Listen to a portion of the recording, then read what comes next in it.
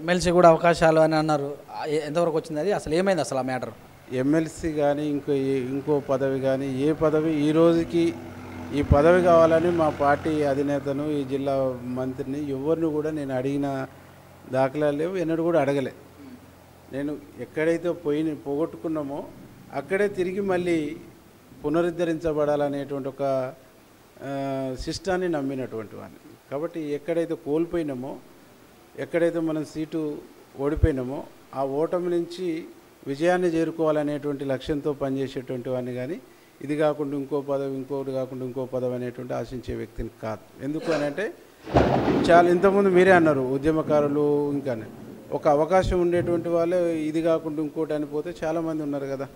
కాబట్టి అప్పటికే ముఖ్యమంత్రి గారు చాలామందికి ఎమ్మెల్సీలు రకరకాల పదవులు ఇస్తా అని చెప్పేటువంటి పరిస్థితి. నాకు టికెట్ ఇచ్చిండు, నేను మిస్ అయినా.